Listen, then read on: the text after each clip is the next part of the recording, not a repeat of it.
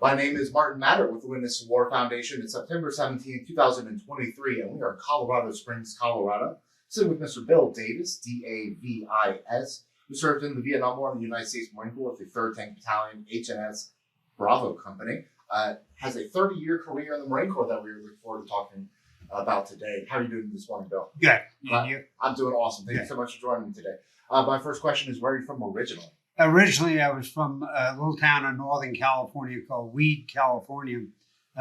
Went to school there, then later on to Sacramento State and Cal State, Sacramento.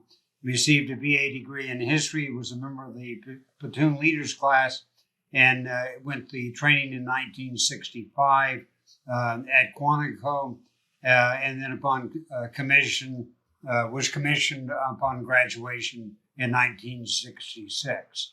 I do like to get this from everybody about military history in your family and then why you joined the Marine Corps. In my family, the tradition goes back to the American Revolution. And so there's really a complete bridge from that point to me. And so it was all of my uncles, basically, my grandfathers, my great-grandfathers, etc., had served mainly in the Army, but the Revolutionary War ancestor was an ensign on the frigate South Carolina. Wow. So.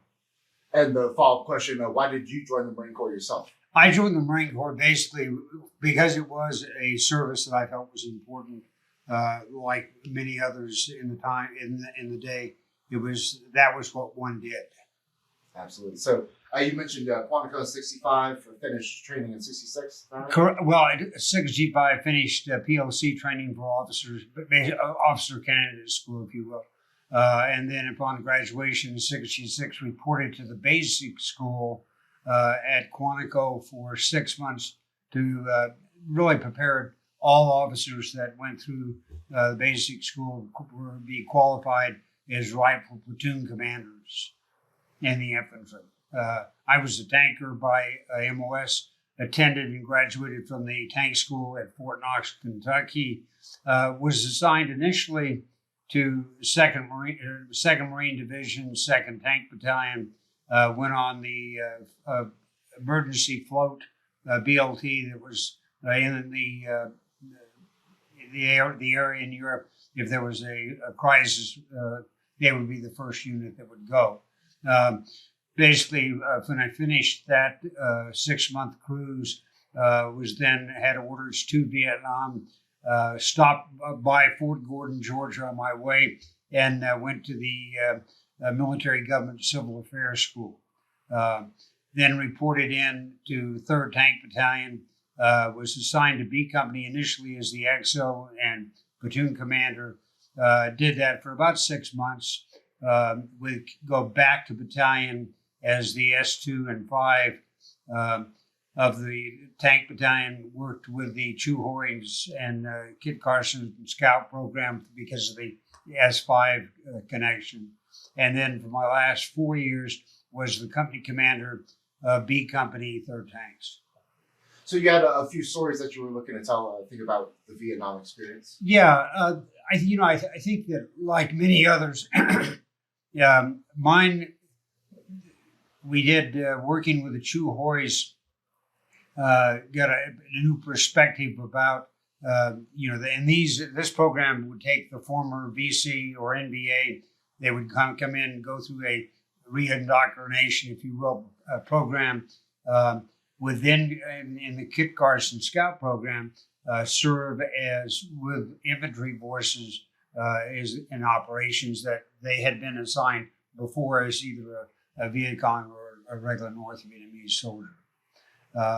Did that, and then as the COB company, 3rd Tanks, we had a lot of operations working with the ARVN. Was an experience that, as you can imagine, but one that gave me a new perspective and an appreciation for what the South Vietnamese soldiers themselves were going through. Could you tell me about I want to say your relationship, more like your experience with the ARVN. I've heard things like they might not be reliable all the time. Do you have any insight into that? The information that it all depended who the commander was, I think, and like anything else, the commanders that I worked with were reliable. They stayed with us and did the same things that we were doing. I know that there were other that did not do as well, and I think it was as a function of who the company commander and platoon commanders were on the ARVN side. Then that would equate to how they would perform in a situation. So I always like to ask about the guys we're serving with, especially from our side. Is there any names that stand out in your mind of people you were serving with out there?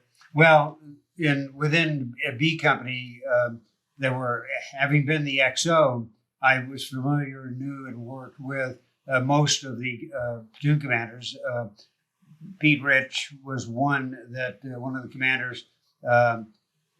Harrelson was the XO for me while I was the CO, and then Bob Sykes, who I think has given some interviews with you also. And rest in peace, Pete. What a gentleman. Great. Yeah, Pete Rich was a great guy. We had the others. Battalion commander was Colonel Slager, who was basically went from PFC to Colonel, World War II, Korean War, and then Vietnam. A great officer. I later worked with him when I was the Marine Corps liaison officer at Fort Knox, working with the research and development side of the house, or combat development side of the house, where he was the Marine Corps rep at Fort Knox, and was a fine officer, a great officer. So when people think about Vietnam, generally tanks don't come into mind. We didn't have a lot of tanks deployed in country. But tell me about the tanks that we had deployed with the Marine Corps. What sort of equipment are we using? Well, we were on with the M48A3s, which was a diesel engine variant of M48 tanks. Actually, the terrain from the coastal plain until you got into really about Camp Carroll, and I can talk about that a little bit later, was area that you could use tanks effectively, and we did. In fact, we had the 1st Tank Battalion was down in the Da Nang area. We were right near to the DMZ and all the way out to the Quai Son. And as I mentioned, the terrain for that period, getting up to just about Camp Carroll, was you could work effectively. Now after that, you would use them in an indirect fire road, or use it as a convoy security role. So were there any specific operations that you'd like to talk about today?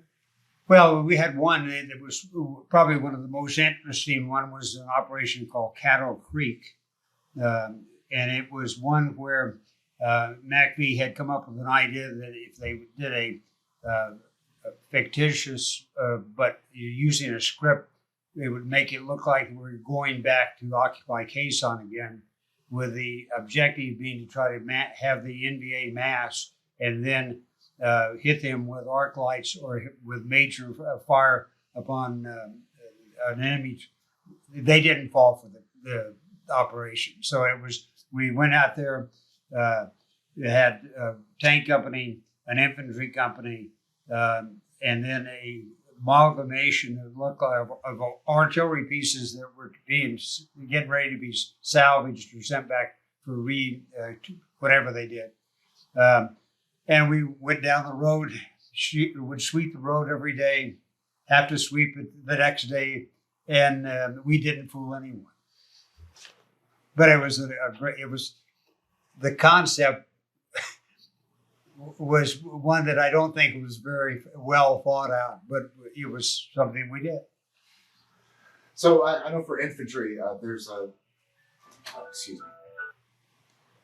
All right, to start my question over again, I know for infantry, landmines, booby traps are a big threat, and especially when we talk about heavy vehicles, mines. Right. can do a lot of damage. Do you have any experience Yeah. running the mines out there? We for the period of the last 4 months, we were averaging about 100 or about 21 minings in a month. So we would very active on that. The NVA were coming out with a plastic anti-tank mine. It looked almost like a tire, 2 or 3 metal pieces. So it was hard to detect from most of the equipment that the engineers had. But it was very active. The battalion or the company experienced an awful lot of mining. And as I said, about I think in April, May, we hit 21 mines. Wow. So it was a lot. How did the M48s stand up to the mines? Really pretty well, I thought. We were very lucky, and I think Bravo Company is, and others would say that their section was probably the best, but we had very good, highly qualified tank mechanics that we would always have one assigned to a platoon going on an operation, and we would do a short track and then get out of there. So you mentioned Camp Carroll. It sounded like there's another story about that. Camp Carroll was probably the largest fire support base, at least that the Marine Corps and the Army had in the Northern I Corps operation. You had both Marine and Army artillery at 175s, 8-inch, 155s, 105. So you had that entire list and capability of different types of artillery. It was on our plateau.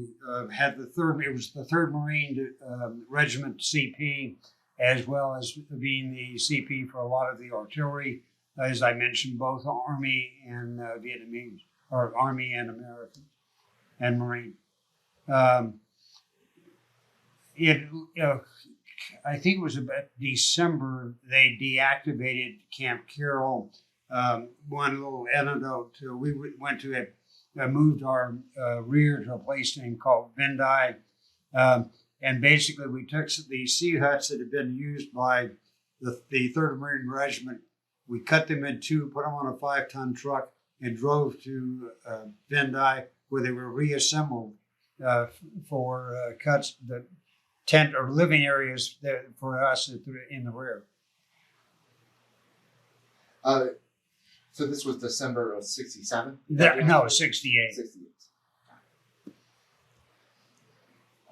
So I want to ask if you had any particular close calls while you were in Vietnam. I think the mining was probably the biggest thing. The other was initially in August, September, we had extensive artillery shelling from the NVA. And our area for B Company was right above this little area where all the ammunition was stored near the helipad. So they fortunately didn't hit it. So that was a great relief to all of us. Heard many stories about the ammo dumps getting hit. Yeah. Going off for days and days at a time. Right. So, very fortunate. So after Vietnam, I was assigned initially as a guard officer at Marine Barracks Alameda. Did that for 2 years, and then attended amphibious warfare school at Quantico. Following graduation from AWS, was assigned as the assistant I&I with the 4th Tank Battalion, the Reserve Battalion, that was then located at Camp Elliott, or the old Camp Elliott in San Diego.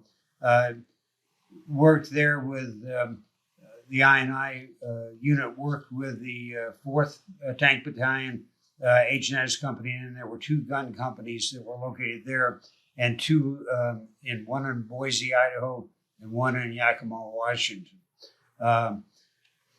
Most of the officers and staff and COs most of the officers definitely had combat experience in the reserve unit, and many, if not most, of the with staff and COs also would receive had been assigned to Vietnam. So he had a very high level of understanding of both the tanks, the maintenance required there, as well as operations.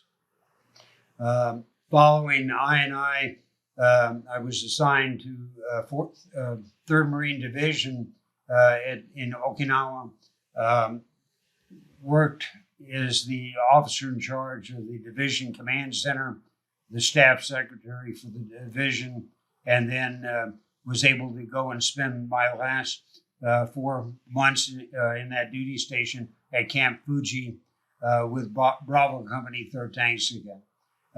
We used Fuji, which was the Japanese Self-Defense Force, Ground Self-Defense Force tank units, as their tank school, fairly decent ranges. So we would rotate platoons from Okinawa that were getting ready to go on a float or be assigned to another unit to do all the gunnery training, the tactical training and movement at the company, and then send them back to Okinawa and do the same with a new company coming in.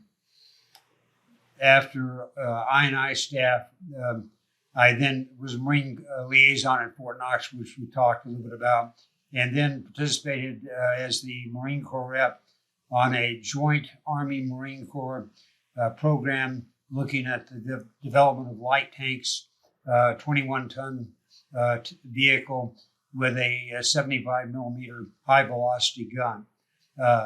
It went up against the M1 program. The M1 program won, but I think would have been an extremely good vehicle for the use by the Marine Corps and for airborne forces or light infantry forces. The vehicle, great results on the mobility of the vehicle and the firepower of the vehicle. After that, attended Marine Corps Command and Staff College, and then went back to 1st Division or 1st Marine Division at Camp Inland, where I was initially the S4 or G4 Alpha, and then went out as CO of 1st Tank Battalion. Great experience. 1st Tank Battalion was, at that time, we had a great officer and staff and CO officer working and serving with the battalion. Great experience in combat, and was a battalion that I think we were using and kept coming up with ideas of using it as a maneuver element, which later on in Desert Storm and Desert Shield proved to be extremely effective when you use 1st, 2nd, 4th, and 8th Tank Battalion as in that role of supporting with a direct movement and direct combat. Yeah, tell me more about Desert Shield, Desert Storm. What was your experience with that? Well, my experience with that was secondhand because I was assigned at the time that it was going on to the Atlantic Command, which was headquartered at Norfolk, Virginia, and was basically the command that the provider of forces to the CENTCOM. So you would come through and we would do exercises and training to be able to make sure that this force could fit in with another joint command and fight a combined armed war. So, any memorable stories about that time? I know that I was, as I said, I was not on the ground for Right, Desert but just from a leadership position. Well, I think the thing that we had at that time is there was very high morale on the part of all the U.S. forces. We had recovered, I think, from the attitude that had existed in Vietnam. And I think that the nation came through and supported those forces that were in Desert Shield and Desert Storm with all the support that you would want to have from the country that you were going to war to protect. So over the time from your early days pre and through Vietnam all the way through the 90s, tell me about how doctrine around armor has changed in the Marine Corps? Well, I think the change was that you went from tank infantry coordination, which had been where you would have 5 tanks assigned to provide direct support for a maneuver battalion, an infantry battalion. And I think that what changed is we went then to be able to make sure, or to take the tank battalion, and by augmenting it with certain things such as fire support coordination, air liaison officer, and those types of things, it could be used as a maneuver element in its own rights, and to support the doctrine of combined and mobile warfare or mechanized war. So there was that change that came about in this period, and which was tested in Desert Shield, Desert Storm, and the Marine Corps came out, I think, looking extremely professional and very good in mastering that method of warfare. So, in your post-Vietnam career, I'd love to hear about anybody that you started with that stands out in your mind for maybe being particularly professional, insightful. Anybody stand out to you like that? Well, there were a great many. You had General, I think, a number of the commandants that during that era who were great officers, great leaders. We had, as I mentioned, the one or two that people that made the greatest impact on me were Colonel Slager, who was, I can't say enough about him. He was everything that you want an officer to be, and he understood the role of motivating and taking care of the people that are under your command. And that's S-L-I-G-E-R? S-L-E-I-G-E-R, yeah. All right, thank you.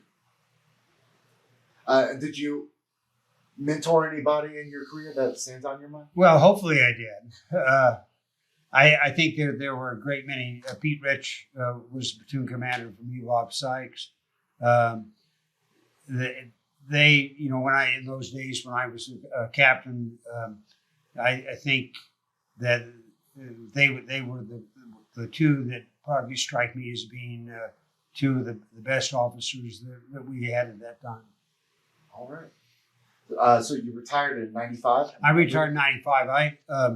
I went in, in 88, I was at headquarters Marine Corps, and then was assigned to be the commanding officer of the Marine Security Forces, Marine Barracks, in Consolidated Barracks in Japan.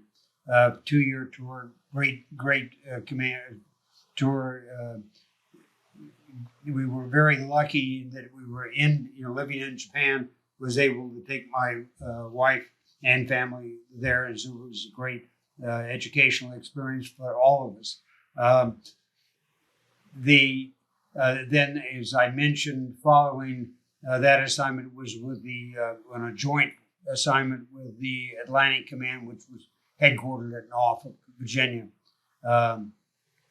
I was the director or chief of 2 branches. One was the doctrine and training branch, and then the other was the special operations branch for about a year. Very cool. Any interesting stories from that time?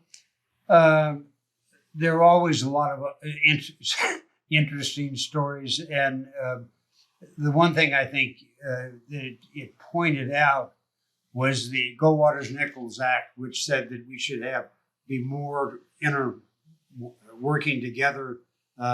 We should understand each service, the others, and what the role that all of us could be perform better if we did it together rather than separate. I think that this, especially Desert Storm, proved how effective you can be if you're all talking on the same network and understand the capabilities of each other, and you bring all of these to bear at a point in time. So I wanted to kind of talk about the legacy of tanks in the Marine Corps. Okay. Tell me about how you see the history of it, and then where they are now? Well, I think that the history showed that as tanks were an extremely effective direct fire weapon that could support the infantry and also could be used by itself as a maneuver element in and of itself. I think we went from, if you look at from World War II, where tanks were effectively employed in the tank infantry role through Korea and then in Vietnam and then later, that you had an understanding and an appreciation how effective an operation could be if you had tanks that were providing that direct fire role. I think that now that all of the tanks have been removed from the Marine Corps in that role, I personally think that that's not what I would have done or would want to have done. But that's where we are. So now I think that we have to come out and really define how we're going to provide these different aspects of fire control, direct fire weapons, and in supporting the Marine Corps' forces on the ground. And where do you see the role of armor in the future as warfare becomes a lot more digital? Drones are becoming high utility. Right. Where do you see them in the future? Well, I think that's the challenge, and that's the challenge that the Army now, because that's where you have the armed forces within the nation, are going to have to come up with a doctrine on how you address and survive in this atmosphere, because it's, as we're seeing with what's happening in Ukraine, where someone can be, with a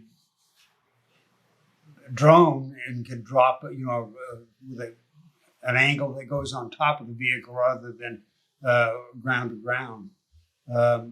So we've got to find out, how do we survive and be effective in this atmosphere where you have drones in that role, where you have advanced anti-tank weapons in that role. And I think that what's, in my opinion, is if we concentrate on combined armed forces, we're going to be effective and we're going to survive. We've just got to come out and find out what that balance is. Very well said. I did mean to ask when we were talking about Vietnam about coming home. Obviously, it's a different experience when you stay in the Corps for another 20 plus years. So I'd love to hear about your experience getting back to the world and then staying in the Corps as long as you do. Well, I think that I was very fortunate in that I stayed in the Marine Corps where when one had concerns or problems, you could talk with someone else that was there that had some of the same experiences that you did. And together you could solve a lot of problems. I was fortunate in my career that I had an extremely supportive family. And I think that that's another thing that is very important, that we make sure that we take care of the families. And because that's the strength that's you're going to be able to gain from them and from their support. If you don't have their support, it creates a lot of problems. So as a young officer, I'd love to ask about maybe one of your biggest challenges serving in Vietnam. I think that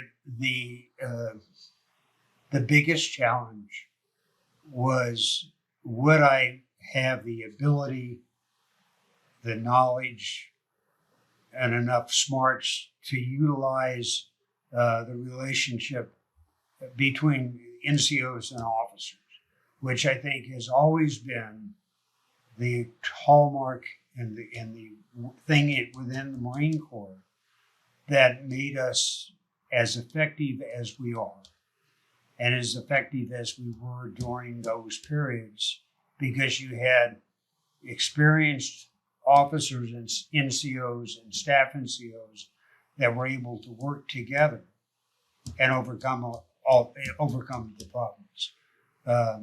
I think that becomes one of these where you got to listen rather than talk. So that's a whole lot of content, I think. Is there anything else in particular you want to talk about? I think, again, I just want to emphasize that I think we have to play to our strength.